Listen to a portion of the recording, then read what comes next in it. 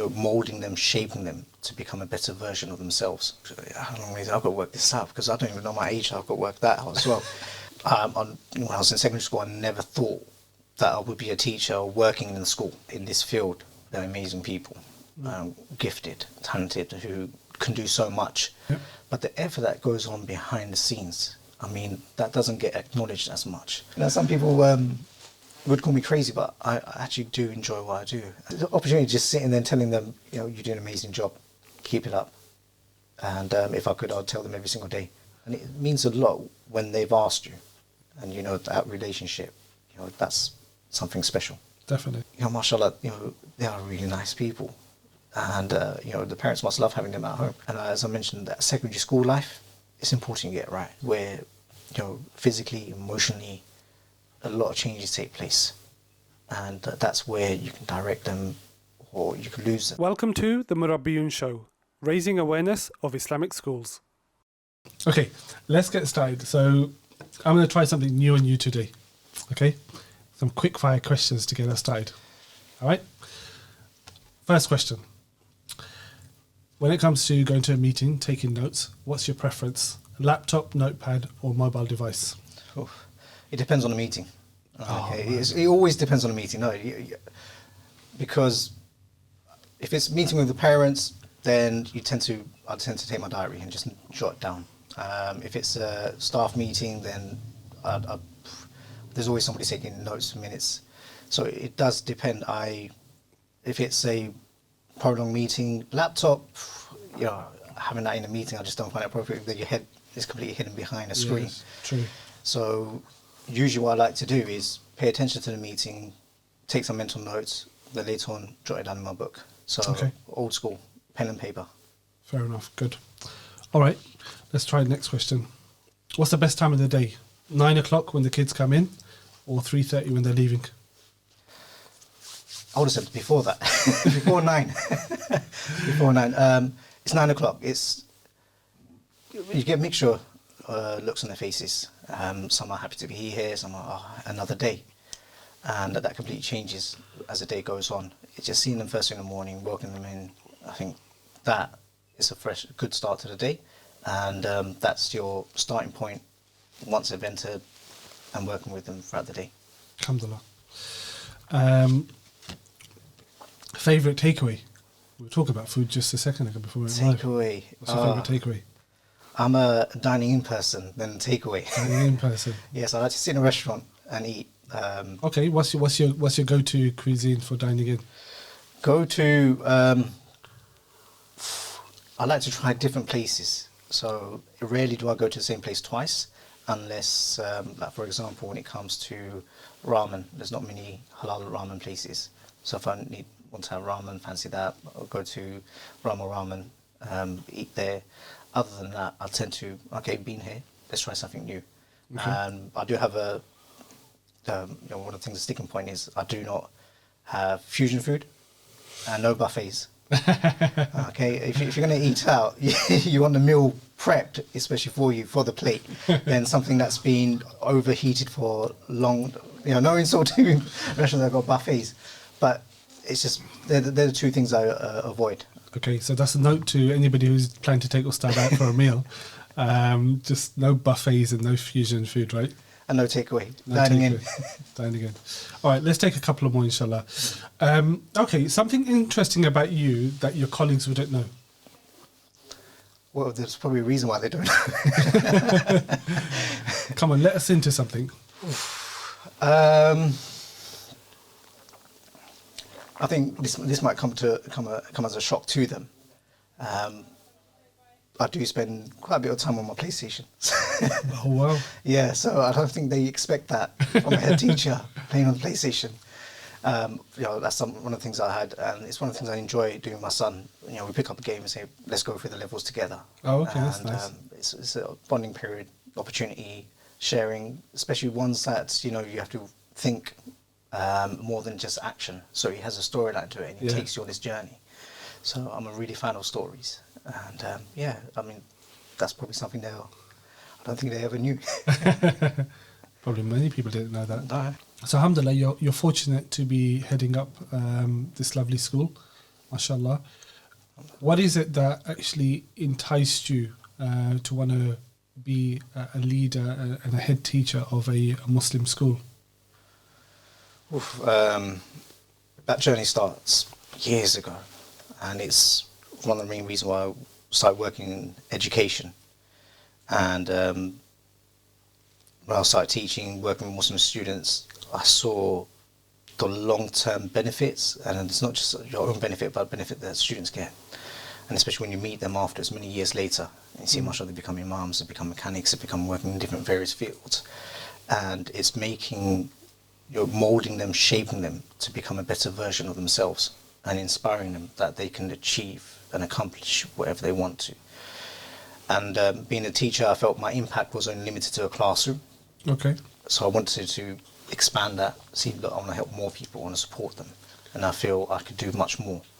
And that's what led me to working with the school, started taking headship roles, supporting them, directing them. I felt not only am I working with the students, but I'm also working with the staff members, inspiring them, how they can, the huge role they play, the important role they play in shaping these students' lives. So that's how and why mainly I got involved into this.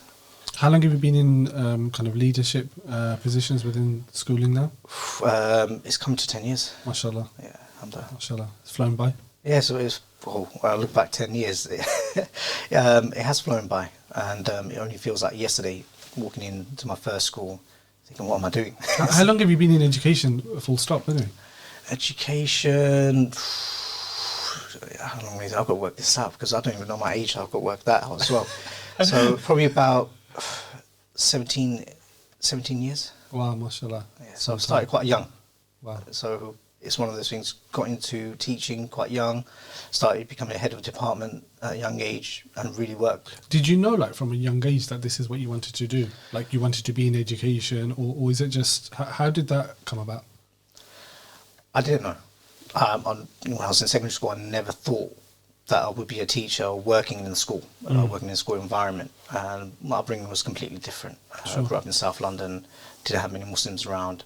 There weren't really any Islamic schools there. So when I attended an Islamic secondary school, I had to take 3 buses to get there. Wow. So I had to leave, catch the 6:33 bus in the morning. I still remember that.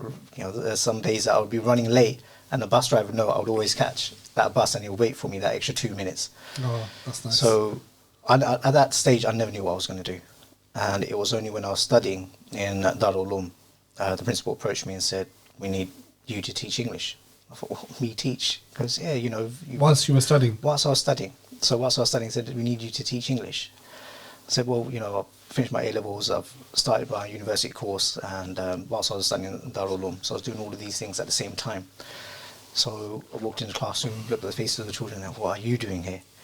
And that's where the interest grew. Being in that classroom, seeing from a teacher's perspective now, instead of a student's perspective. Sure.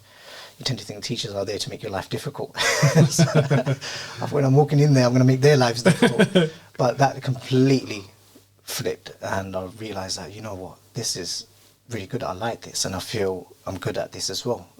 Confidence goes in you, and you feel that, I want to push this and improve and do better and do more. Sure. Just the reflecting, had that moment that happened when the principal came up to you and said, you into the classroom teaching now, how life could have been differently for you. Sometimes it takes moments like that, right? Somebody sees something in you that you don't see in yourself. So he obviously saw something in you. It's quite interesting because it kind of leads on to one of my next questions, which is, who inspires you today to want to teach, and who motivates you to do what you do? We were fortunate. We have great leaders around us, great people around us, and one of the things that I have to say is I'm fortunate with the staff that I have around me.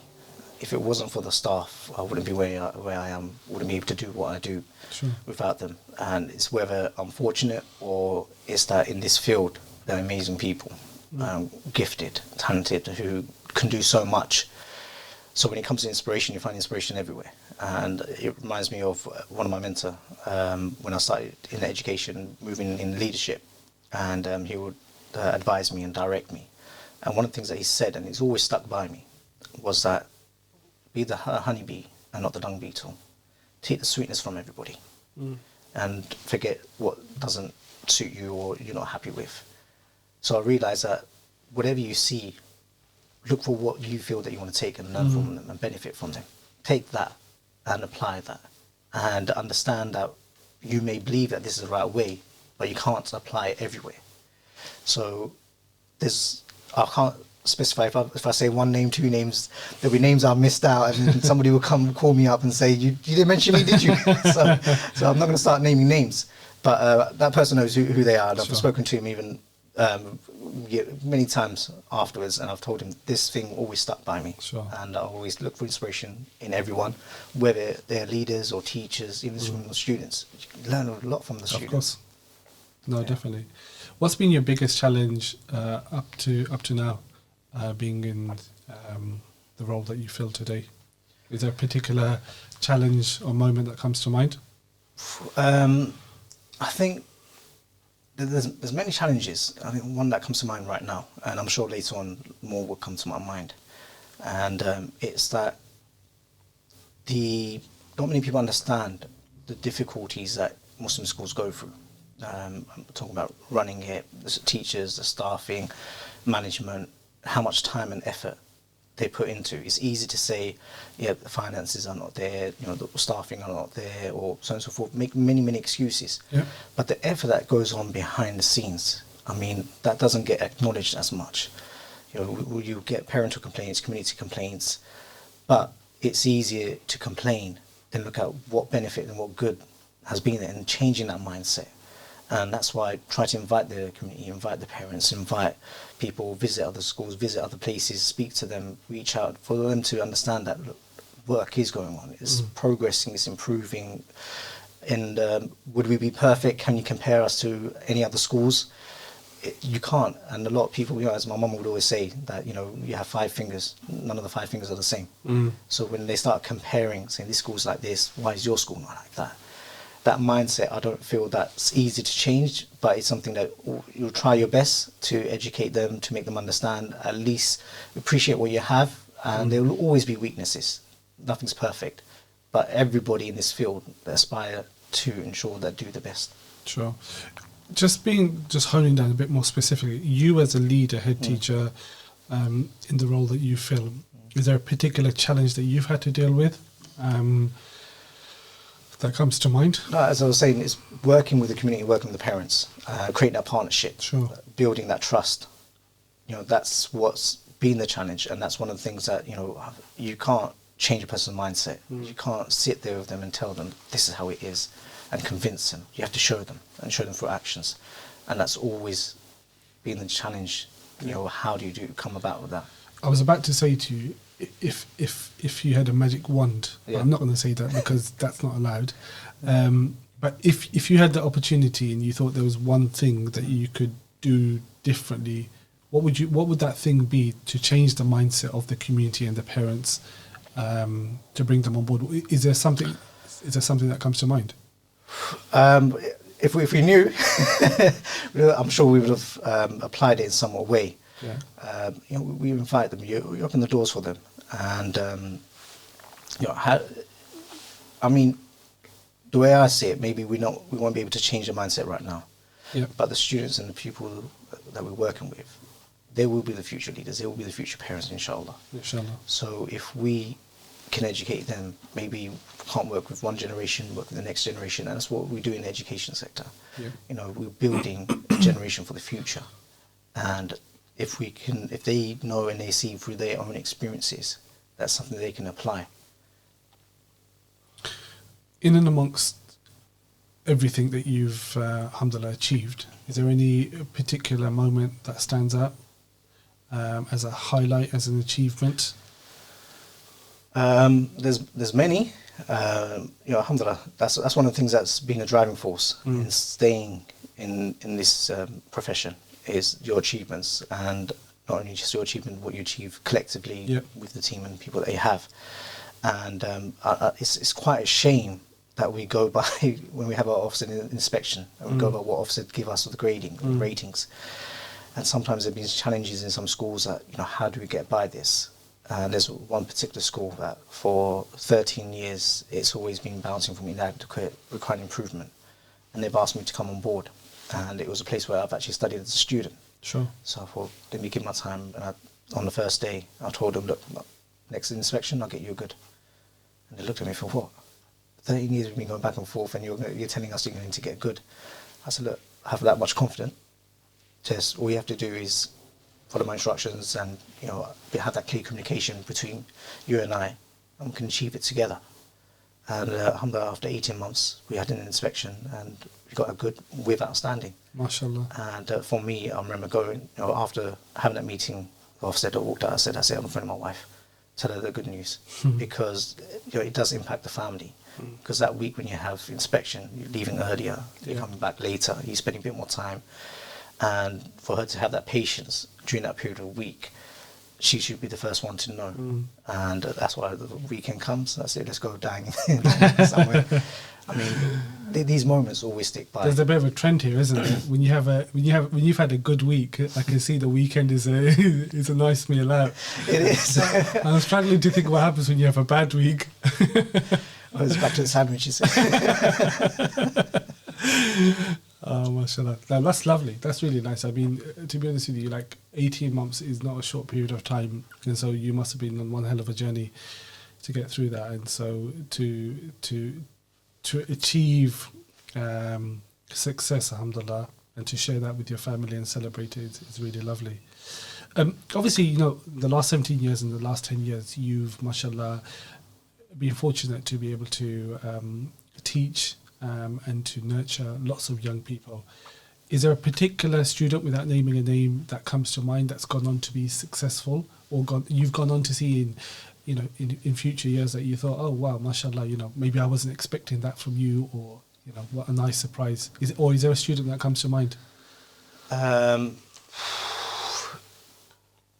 There's one that does come to mind, even though there's quite a few. Sure. Mashallah, since I've started to live in East London, so I do come across quite a few of my old students. That's where they tend to generally live. There's one that he's actually a teacher at one of the schools I work at. Mashallah. So to see him teaching, being there, and he thinks back at days when I taught him, sitting in my English classroom, thinking, what am I going to do? And now seeing him teach English. Sure. So I think these are proud moments. Each time when you meet your students outside, they're proud moments. When you go into the masjid, suddenly you see the imam walking forward, and you just, hey, I remember him. Yeah. And you meet them afterwards, and mashallah, now they're leading salah, and, leaders in the communities. Brilliant. Proud moments. Alhamdulillah. What motivates you to carry on doing what you do? What's the driving force behind it all? It's what you asked me just before, seeing how they've gone in this journey and where they are now. And that motivates a lot. And you feel that you've not only shaped them as an individual, it impacts their family, their community. And you're able to do that. There's two reasons that I really, it reminds me why I'm in this profession. And one is that, you acquire knowledge, you pass it on. The second one is that, when you die, it's reward that continues. Inshallah. And it's one that gets passed on. And you've created and you supported with a person, molded and shaped them in order for them to do well and become successful not only in this world, but also in the akhirah as well. Inshallah, Allah accepts your efforts. Okay, so let's delve into that a little bit. Let's just say for a moment, right, you had the opportunity to do something different. Firstly, would you? It's a simple yes or no. Would I? Well, immediately, first thing that comes to my mind is no, I wouldn't. Because, as I mentioned before, I didn't know what I was going to do, what I was going to become. So, would I do anything different? Would I become something different? No, I don't think I would. So, even now, let's say, given the opportunity, if you were to go back 17 years ago, could you have seen yourself do something different? What other interests did you have that you thought maybe I could have entered that particular profession? Maybe you were an aspiring sports star. Maybe you had a particular, skill that you wanted to develop. I mean, growing up in South London, we always wanted to become a footballer. So Crystal Palace, right? near there. So I don't support Crystal Palace, by the way. I know my nephew's going to watch this and goes, you're actually a Palace fan. No, football, I always had passion for football. And believe it or not, even when it comes to leadership styles, I look at players and managers and see what they apply and how they do things. I've got to ask you, what team do you support? That's another thing that my students don't know.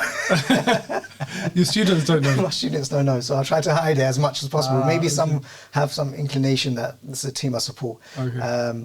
If you asked me a year ago, I would have told you. Okay. So now is not a good time to actually say. Okay. I'm trying to think. So It's probably a team that wears a red top, I imagine. next question. I'm on the other side of the fence, by the way, the other red team. So I'm gonna. Good job they sit on that side of the table. Okay, but I mean, yeah. So going back to what we were saying, what so, would you do differently? What could you have seen yourself doing? If 17 years ago somebody told me that I'd be working in a profession which I'd wake up with a smile, look forward to the day, no issues in, I want to sleep a bit more longer, enjoy what I do, how the day goes with all this pressures and stress and difficulties and challenges and barriers that you will come across, that you'd go home still feeling good about yourself, feeling that you've done something beneficial, and tomorrow's another day. I'll say, brilliant, what kind of job is that? It's in education. What? Some people would call me crazy, but I actually do enjoy what I do, and it's something that I feel, if I, as you mentioned, if the principal didn't tell me get into that class, I don't know where I would have been, what I would have been doing, and it's hard to imagine doing anything different. But being a footballer would have been nice. I'm sure one day we'll find out those skills that you've got, hidden talents that will come out. Oh, body's not the same, but I'll start making my excuses now before somebody I was going to questions. say before we have the inter-school football tournament for the staff. Just a final question on this particular segment. Obviously, as you've kind of gone through your journey, and mashallah, now you're kind of heading up your own school, you would have obviously, once upon a time yourself were under the guidance of other leaders, and you would have learnt a lot, and you would have considered a lot with regards to whether that's the approach of leadership, that approach of leadership style is for you or not. I mean, through those early kind of 7 or 10 years, and then eventually subsequently leading into the years that you've been a leader, what's the thing that you learned, or the thing that you saw that you thought you want to do slightly differently, or that you want to hold on to maybe even? There's a lot. One of the things that people don't realise is when a person becomes a head teacher, they tend to be in the teaching profession, so they're teachers before. But not everybody is built as a teacher to become a head teacher or in a management and leadership role. So it takes a lot of change within yourself, how you were as a person whilst you're teaching a class to how you are in management. It's completely different, and you have to be open to that change, adapt, and know that how you kept your relations during that time in a working environment, that all changes. And I saw how the leaders would conduct themselves professionally, and one of the things that I really take away is keeping that personal life and professional life separate. Knowing where to draw the line, when to stop, and you want your staff to do the same thing as well. And I found that any leaders that would work overtime, in some cultures, a person wouldn't leave before the boss. Yeah. So they have in mind, you can't seem to leave before the boss. You have to wait until the boss leaves, then you leave. And I've learned that be the person to lead by example. Where you draw the line, you cut off. You know what? It's not working hours now. Stop. I want you to stop as well. And they learn, hold on, I want to work. I have got time for it. And one of the things I always tend to do in my emails when I take on a new leadership role is I've emailed at the bottom of the email, I've emailed you at my convenience. Please feel free to reply at your own convenience. So they don't feel, I need to reply. I need to send an email back. He'll be waiting for me. So creating that balance within yourself, you can create that balance in your own school environment. Mashallah, that's beautiful, because I think one of the things that we can learn from is a balanced kind of work-life approach, because we can all get consumed by, mashallah, the amazing work that we're involved in, and the work that we do for the sake of Allah subhanahu wa ta'ala. And don't get me wrong, it doesn't stop. But I think there's a time and a place for everything, isn't there? Absolutely. There's a time and a place when you're on the PlayStation with your son. That's a form of obedience and serving Allah by spending time with your young son. And then there's a time and a place to be accessible to your staff. And yeah, leading by example definitely makes a massive difference. Before we kind of move on a little bit, I just want to ask you, do you see a distinct difference between a leader of a Muslim school and maybe a leader of a non-faith-based school? I know you have. I don't know if you've worked in a non-Muslim school before, but do you see a difference? Like, what's the difference between the roles? I think the difference in the role is probably, because of our faith, because of our deen, we tend to care more. We care more about the staff, not only about, the spiritual aspect as well, because you would pay attention to, are you giving your own time? You pay attention to the emotions, because you know about the family dynamics, especially, as Muslims, we tend to be family orientated. Everyone has a wife, everyone has a husband, everyone has kids, children, parents, they've got their duties there. So it's easier when a person say, I have to take my father to an appointment, to say, yeah, take him. Why not? You've got your duties there, you've got your responsibility there. Whereas without the faith, is, well, book the appointment outside of school hours. Book on a day where you can actually take them or make other arrangements. But from a Muslim perspective, you would think, take your parents. You've got the opportunity. Inshallah, we'll be fine. Don't feel that I have to come in. I have to do this. Or I've got to make other arrangements, because sometimes they can't. And we have that understanding, that bit of empathy. Sure. No, mashallah, it's good to hear. I'm not sure how much I remind them. It's an opportunity just sitting there and telling them, you're doing an amazing job. Keep it up. And if I could, I'd tell them every single day. And I'm sure the students would say, I hear them talking in corridors, this teacher was fantastic. So that's the kind of culture that we have. This is how the whole team structure works. And that whole family, and they respect one another in their own roles. So we've got an Islamic studies team, and how they take responsibility of educating them Islamically, as well as giving Islamic guidance as well. And they learn that they have female scholars that they can turn to, and have that attachment with the teachers as well. I hope you're all enjoying the podcast. Just to let you know, we've launched our newest product, Murabiyoon Sports. When you get a moment, please visit murabiyoonsports.com. We've linked up with a whole host of sporting organisations to give young Muslims an opportunity to access a variety of sports, and it truly is groundbreaking, some of the partnerships we've got in place. What does Tarbiyah mean to you? I knew that question was coming. You're prepared for it, right? I should have prepared for it. And one of the mottos we have here in our school is Tarbiyah for generations. Okay, for a generation. It's moulding them, shaping them, empowering them to become a better version of themselves. And Tarbiyah is not just in your own actions, but how you think as well, emotionally. It's building resilience, independence within individuals. And not, as I mentioned before, not everyone's the same. And with every single student, you need to do things a little bit differently, have a different approach. But the main goal is that they feel confident in their faith, and they can apply it on a daily basis in a field. Not only are they working for the dunya, but also working for the akhirah as well. Sure. So having that goalpost in mind, that I have my family, I have my responsibility, but I also have my responsibility to work on myself in order to build for the hereafter. Do you know, when it comes to kind of conveying that message across to your team, do you find everybody prescribes to it, or is it something that the staff need to be kind of nurtured to kind of appreciate and understand? To be honest, when it comes to Muslim schools, I think that's the main goal that we keep in mind before a Muslim school starts up. Sure. It's for the students. If it wasn't for the students, if it wasn't for the children, we wouldn't have these schools. So they know, walking into this school, that this is why the school exists. This is the vision. Sure. This is what their role will be in order to apply that to ensure that we can achieve that goal.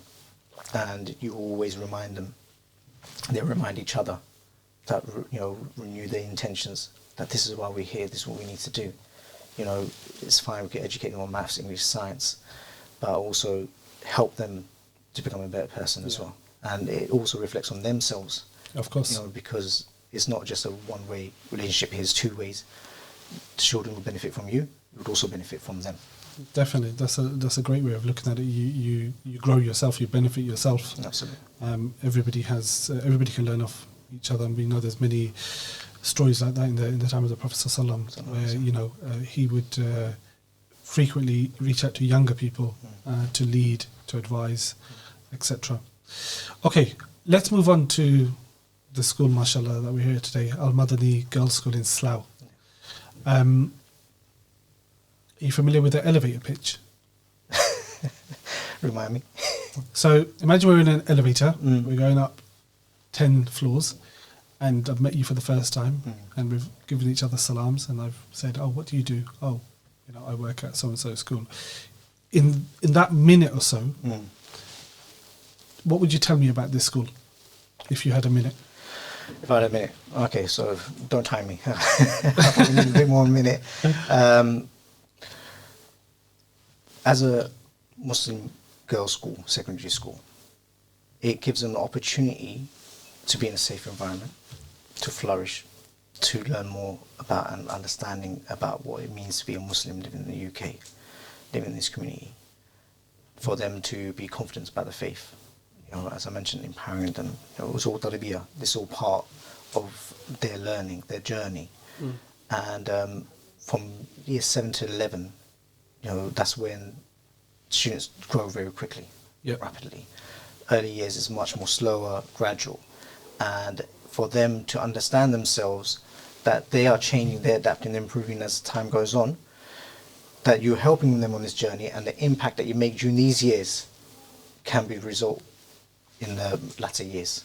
So this school aims to give them as much as some education, understand the deen, and alhamdulillah we have tafsir classes, memorization of hadith, du'as, recitation of Quran with tajweed, fiqh in greater detail, because they are growing. They wouldn't be the future leaders of the family, the community, or wherever they are doing, whatever profession. So it's important they're in that environment where they can learn from one another. Sure. And feel safe and confident in themselves. Alhamdulillah. I think, like you said, the different phases are different, aren't they? What the needs are of our young people from primary through to secondary. And I think certainly even with myself, I'm already starting to having those thoughts with my girls as well as to what does secondary hold more so than primary. In inshallah, if they're able to pursue those avenues.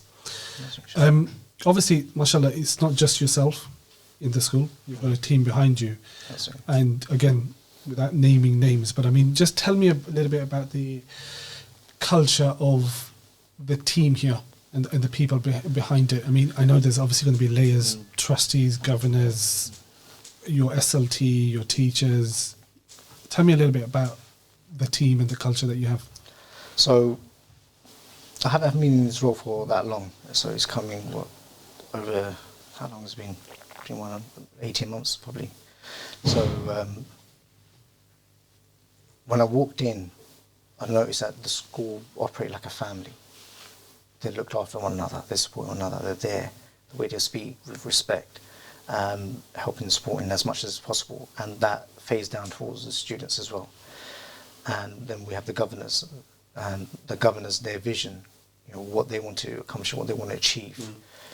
And me coming in, being that person, taking the governor's vision, what they want to achieve with the school, and phasing it down with the teachers, the SLT, the members of staff that we have. And alhamdulillah, they made it easy for me because they were eager to support and ensure they delivered that vision. And all I had to do is just continue to guide them and allow them to flourish and do what they're really good at. So as I said, I've been very fortunate to have them, every single one of them, from senior leadership all the way down to all the other teaching staff, and everything that they do is vital, it's important, and they make each other feel important. And I'm not sure how much I remind them. You know, it's an opportunity just sitting there and telling them, you know, you're doing an amazing job, keep it up. And if I could, I'd tell them every single day. And I'm sure the students would say, I hear them talking in corridors, you know, this teacher was fantastic. So that's the kind of culture that we have. This is how the whole team structure works. And that whole family, and they respect one another in their own roles. So we've got an Islamic studies team, and you know how they take responsibility of, you know, educating them Islamically, as well as giving Islamic guidance as well. And they learn that, you know, they have female scholars that they can turn to, and have that attachment with the teachers as well. I was just thinking to myself as you were just saying that family type of environment, you know. I get a sense that the vast majority of our Muslim schools have that type of arrangement, that type of setup, and actually that's probably the reason why, if you were to relate it to your actual family, how over and above you go when a sibling or somebody asks you to do something, right? It's kind of like, you know you're not going to get anything out of it apart from the fact that actually they've asked me, there's a responsibility, there's an expectation, you want to do it as well. And money can't buy that. Absolutely. Money cannot buy that. That's and it means a lot when they've asked you. yeah. You know, for them to turn to you and ask for a favour or ask for support, that means that of all the people they could have turned to, they turn to you. And you know, that relationship, you know, that's something special. Definitely.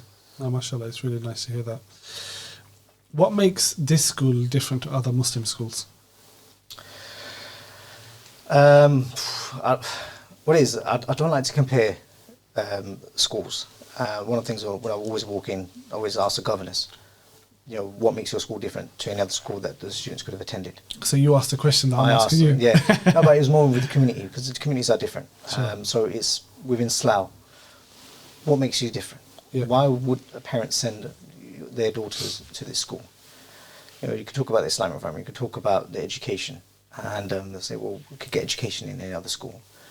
And this is why we've incorporated this Islamic studies, where, as I mentioned, they learn tafsir, Sure. translation of the Quran, starting from the Juz Amma, so the surahs that they memorize. They learn the meaning behind it, why it was revealed, revelation, details, hadith, memorizing them, du'as. They learn fiqh, and it's more greater, detailed fiqh than what they would have done in makatibs in 5 to 7, attending masjid. And it's more in an environment where they can express themselves and ask questions. Sure. So they're not shy, and they will get the right guidance. So having that, and also helping them to understand what it means being a Muslimah in today's day and age, because it can get quite difficult and a lot of questions, and they have somebody accessible there all the time. They can just go up to them and ask them, look, this is what's on my mind. You know, can you answer it? Do you know the answer to it? How can you help me, support me? This is how I'm feeling. Emotional support that they get, and that family environment helps them to feel confident that they can go to the teachers, and the teachers feeling that, you know, you are part of my family, that I will help you as much as possible, that the students are not another number, not another name, but they are individuals. And it helps being a small school, small class, that you know every single child individually. That obviously definitely makes a difference. That's it. You know, in the time that you've been in the school, is there a special moment that stands out?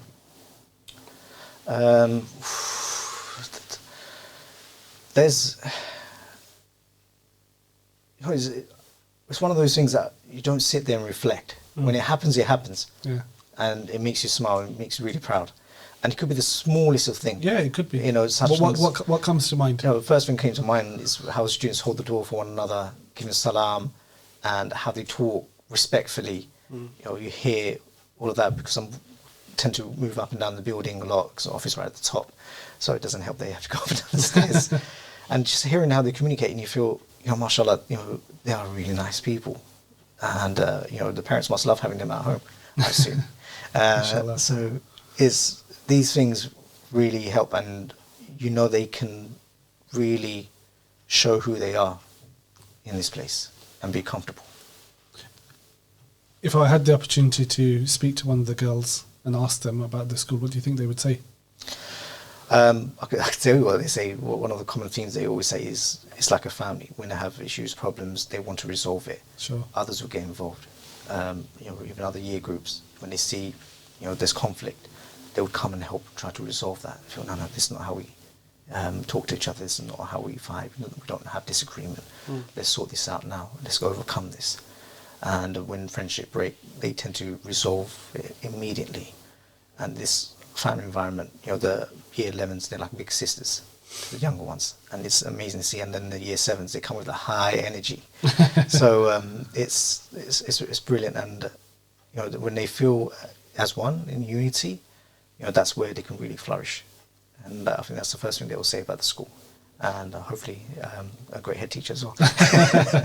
Depends after they've listened to this podcast. What would the community say in that regard as well? The local community, what would they say about the school? What's the word on the street? This is one of the things we discussed earlier, isn't it? About changing the perception in the community, making them understand. And I feel, in some way, the feedback that we get from the community is that it's fortunate that there's a school like this within Slough. They can send their daughters, and they feel that they'll get the right Islamic education, right guidance, throughout the day, because parents have their parental responsibilities when the child goes home, and they'll have that child until the next day when they go to the school. What happens between that time? The parents are entrusting the school. Yep. That you have my daughter now. So what you do during that time, I'm trusting you. How you educate her, how you support her, how you direct her, and for them to have that trust in us and to send the daughters. So the perception they'll have that it's a safe environment. They'll learn more about the Deen, and when a parent has a concern, it's also our concern. So they'll come to us and say, mention things that even their difficulties, and we'll work together in order to help the child. Because sometimes there will be difficulties at home we don't see in school. Maybe difficult in school, communicate with the parent that this is what's happening in school, how's things at home, and we have that back and forth communication. We have open door policy. You want to come in, talk to me, sure. Meet with the teachers, discuss anything. We're here to help, here to listen. None of this book an appointment. When God knows when the appointment's going to come, or you got parents meeting a couple of months down the line. Just wait until then, because if you don't tackle it or address the issue at its early stages, then it can become very difficult. Yeah, of course. Yeah, no, that sounds like a wise approach to take. If you'd like to participate in the Murabiyoon Show, why not get in contact? It's as simple as going to our website, murabiyoon.com, and filling out this simple form. What would be the impact if this school wasn't here? So the community that you serve at the moment, if this school disappeared tomorrow, what would be the impact? The impact, because we're the only Muslim independent girls secondary school. So the reason I say in this area, the only one. So we do have another Muslim girls secondary school, but being independent, we're able to really, build our ethos around Islam, around our Deen, and able to create this environment and say, no, this is how it's going to be, these are the kind of policies we have in place.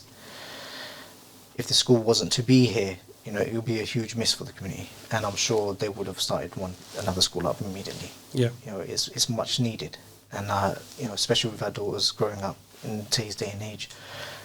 And as I mentioned, that secondary school life, it's important you get right. Yeah. The foundation years are your primary. Like it's a secondary, that's where physically, emotionally, a lot of changes take place, and that's where you can direct them or you can lose them.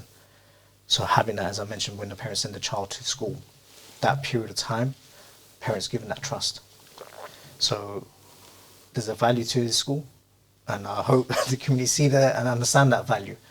If not, they really should think, it's easy to say we want to educate.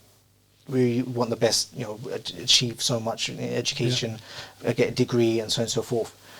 But if they don't have that tarbiyah, that characteristic, that identity, how would they benefit with the knowledge?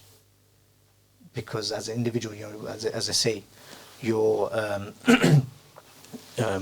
what's the saying is going to be on my head, but along the lines of how you who you are, what you accomplished would get you recognition, but your character is what wins a heart, and that would make you last longer in relationships, in work, in life, whatever you do. It's your character, your tarbiyah. That's what will help you in any issues and problems in life. Yeah, I couldn't agree more. Definitely, it goes the adab and akhlaq that you demonstrate with people remains with them. Absolutely, definitely. Now, mashallah, beautiful, and I think alhamdulillah, like I said, even myself just coming here today and just having never been here before and just approaching the school, and just the overall kind of approach to kind of how I've been welcomed in, alhamdulillah, it's been really nice, alhamdulillah. Okay, let's talk a little bit about Islamic schooling in general. So not about your particular school. And I know we spoke just before we got started about, mashallah, you're involved in a couple of other schools, and you've been involved in the Islamic schooling movement for some time. But let's start off something really simple and straightforward. Help me understand something. What is an Islamic school? What is an Islamic school? As one person told me, it depends how hot you want the chili. Okay, so everybody has their own perception. What kind of Islamic school they want to establish. And one of the things I've learned in working in various schools, comes out an analogy about how hot you want the chili is how Islamic, and what is it that you want in that school that makes you feel that it's Islamic enough. So for you, what is an Islamic school? For me, is an Islamic school is where a student can practice their deen openly, freely, and understand and learn more about the religion.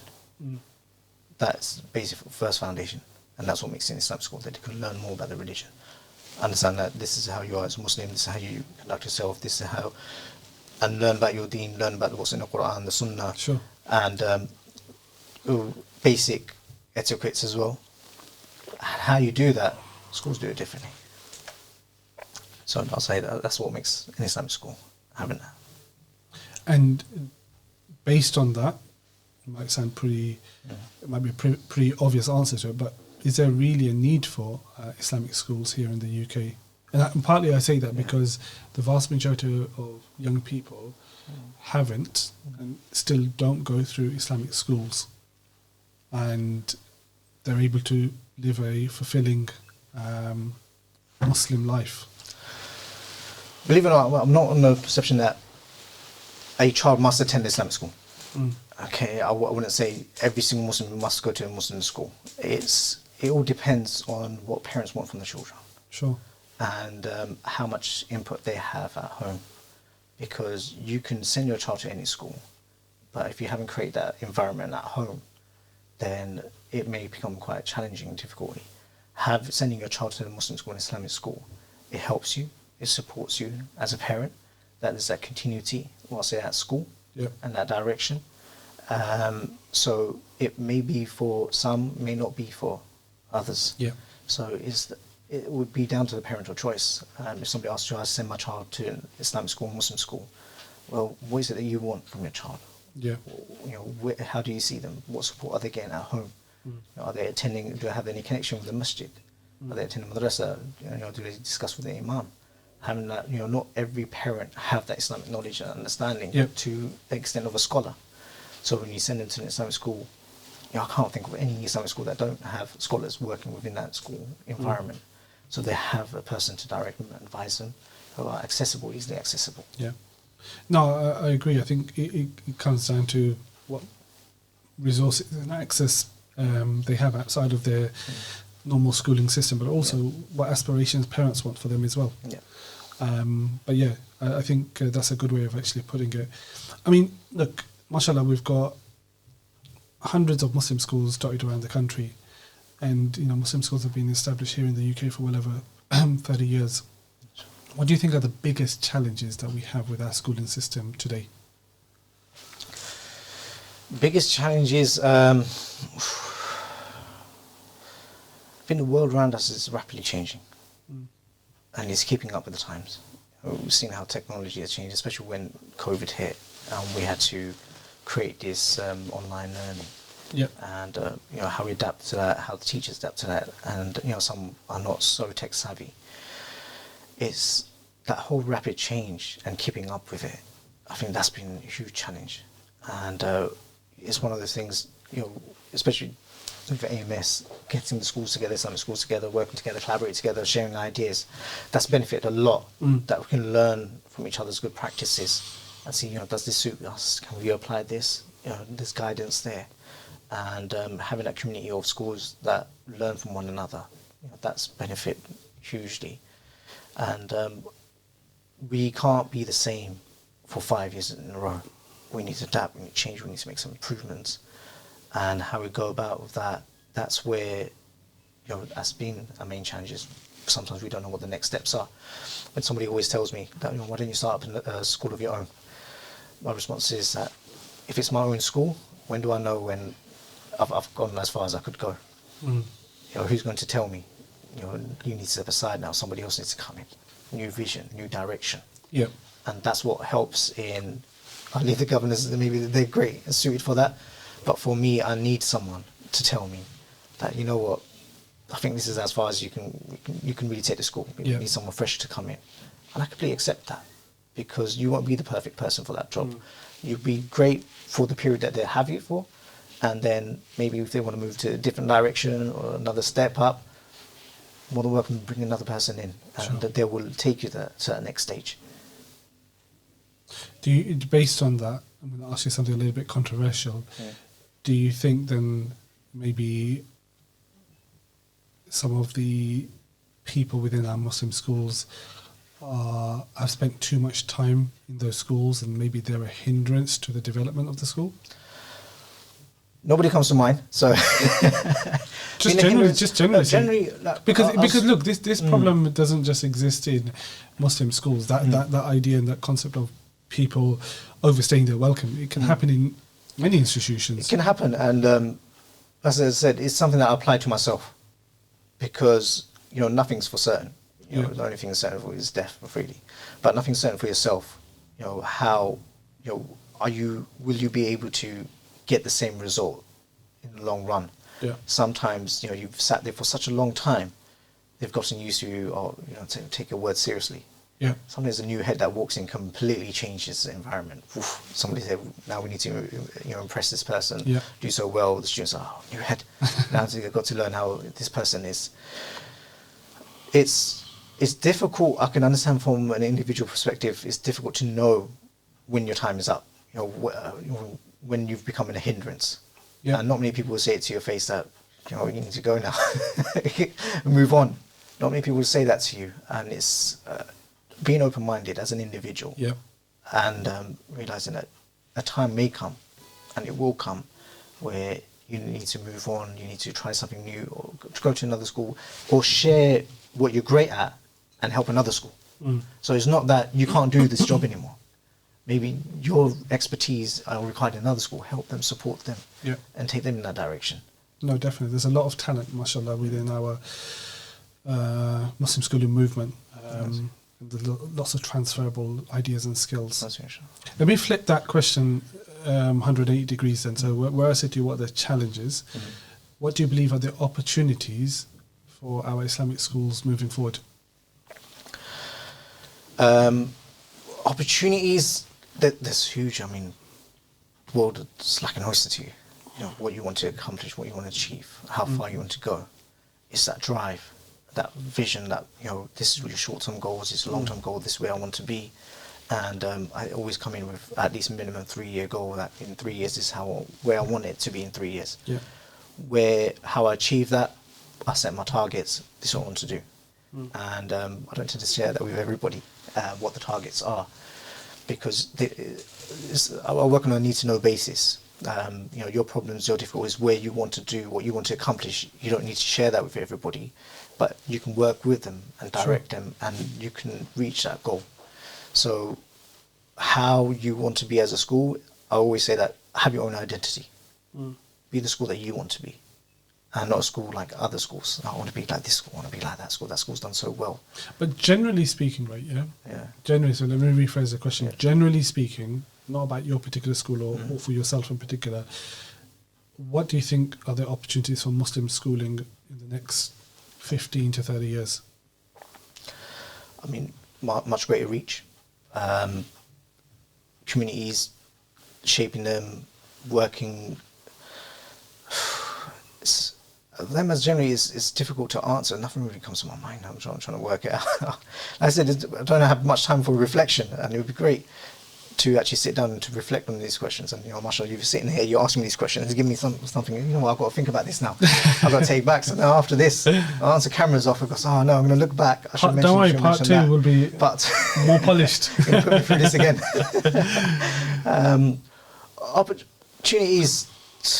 I'll tell you why I asked you that question, right? Because, like, mashallah, if you take yourself as an individual, you've had exposure and access to not just schools in London, but across the country, and you yourself have gone through an Islamic schooling seminary yourself. So you've had a lot of exposure, access, and you've been a consumer and also been the kind of provider as well of that service. So in many ways, you've got a good perspective of it. And so when I look at the whole movement, and then I look at society and the dynamics changing, I look at it and I say, okay, it is challenging, but surely there must be some opportunities there for our schooling system as well. I'll give you an example. I know we talk about when we have to implement SMSC, to implement British values, we have to implement SRE or RSC, or however they want to rephrase it. These are questions that, as Muslim schools, why are we not tackling this? Why are we not implementing this? Why are they not being a centre of, exposing our children to these things in the right, correct Islamic environment, in Islamic way? And when it comes to the whole SMSC, spiritual, moral, cultural, we should be thinking about this. And what I tend to do is, we have our regulations and things that we have to meet, minimum standards, how we apply that. I always question, okay, what's the benefit of applying it? Now let's share the benefit. That's our goal. To applying this, we will accomplish this. The students will become like this, the staff will become like this, the environment will be created in this way. So even when you're talking about whole, relationship education, relationships as a general thing, we should be having that conversation with our children because of what they can be exposed to. Yeah. And because being a Muslim school, we have that great opportunity to give them the Islamic perspective and make them understand Islamically, this is what Islam says. Yeah. As a Muslim, this is how it is. I grew up in South London, being the only Muslim Asian family within a 2-mile radius. So we always taught that, look, as a Muslim, we are like this. Others might do something completely different. It doesn't mean that it's right. Yeah. So what others do doesn't make it right. Yeah. So that's the kind of upbringing I've always had. So we'll see non-Muslims, they'll behave in this way, they'll do this, they go to parties and celebrations, so on and so forth. And we always taught, no, as a Muslim, we don't. Eating halal wasn't accessible for us. Where you have so many chicken and chip shops around the corner, we never had that. So for us, we had to take a 40 minutes bus ride to get to the nearest halal chicken and chip shop. So seeing them that whatever food they will consume it, we should be having these kind of conversations with our students. We should be educating them and not feel, it's like a taboo subject. Yeah. Who's going to discuss it? The parents, teachers, they're going to pick it up from somewhere. So it's more of a wake-up call for us. Sure. That we should be educating them and helping them, supporting them. And like I said, as long as we apply the Islamic ethos to it, and Islamically, as a Muslim, that's the main core foundation. And as you mentioned, what makes an Islamic school? Having that as your foundation. We're an Islamic school, and this is why we're teaching and how we're teaching it. Sure. One of the particular challenges that all Muslim schools face up and down the country is finance, right? Yeah. What would be your, if you've thought about it this deep, but what would be your solution to finance and improve the financial position of Muslim schools? Spend wisely. I mean, that goes without saying. I believe in the greatest resource that you can financially invest in are your staff. Because you can buy whether it's pens, stationery, and so on and so forth, and have a great, amazing classroom. But if you don't have the right teacher, a role model, for the students, then as white as the walls can be, as clean as the tables and chairs can be, and as amazing state of the art, it all goes to waste. Yeah. So it's having that oversight of where should we invest, where should that money really go to. Yeah. It's great having tablets each. I'm not saying there's anything wrong with that, but I'm saying it's great to have a tablet each. But what if you pay a teacher a little bit more? How much input can they give into a classroom?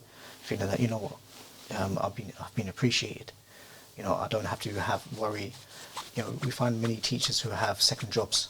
Yeah, definitely. Which is very difficult, for them to balance out. They'll teach in the morning, and then they have the afternoon and evening supplementary school classes, maktabs, and they're teaching that as well. And I'm sure most cases is because they enjoy what they're doing, and they feel that there's something they want to do. And I'm just hoping that it's not because of finances. Unfortunately, I think that is a factor as well, though. And I look at it and I think to myself, if we could just overcome that problem, what you'd get out of that member of staff, would be so much more, because there'd be all their energy, all their attention. I'm not having to worry about the second job and all of that.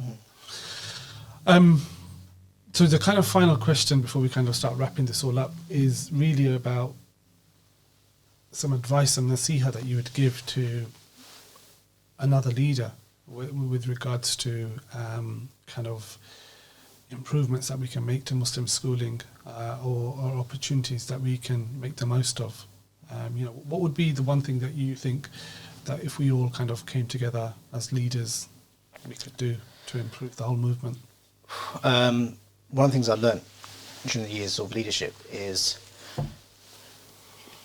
nobody tells us that we have to prepare ourselves and educate ourselves in order to become a great leader in management. We hear about leadership management courses, and it's something, it's a tick box. We just attend the courses and it's all done. Applying professionalism in all areas, and that can also be your part of that as well. So especially working in a mixed environment, in a female environment, when you maintain that professionalism, that creates that part of that there are boundaries. You wouldn't cross. As I mentioned about timings, how far does this conversation go? At what time? When do you communicate? Creating that boundary by maintaining professionalism. And we can only apply and understand what professionalism means by educating ourselves, reading. I love listening to audibles. Because I travel quite a bit, I don't get time to open up a book and read it. And especially I get travel sick on the train, so I just put my headphones on and just listen to it. And that's why my sisters, they hate getting into cars with me. They go, you just listen to people talking. They're just talking. It's interesting. They've been listening to this podcast, inshallah. I don't like to hear my own voice. So even the speeches I give, I never listen to them. I thought, it's there on YouTube, I leave it. It's not a problem. But I'm a great believer in sharing that professionalism and how you apply it, sharing that good practice. Because as I mentioned, when you're walking as a head teacher in the first school, how you set the bar from the first day, it matters. Because if 6 months down the line you think, I'm going to change it up, whoa, what happened there? Something must have impacted. So that's why, again, it comes back to why we move from one school to another school. We learn things, pick a fresh start, opportunity to get things running from the ground upwards, maintain that professionalism. And I also give one more advice as a head teacher in management and leadership. What gets you by? Buy a coffee mug that keeps your coffee warm. Honestly, that's the best gift I ever got from two of my colleagues' friends when I left one of my schools, and they got me this mug, Ember mug, and you charge it and it keep your coffee warm for up to 3 hours. Wow! Because we get busy, get rushed off. My coffee's half drunk. It's gone cold now.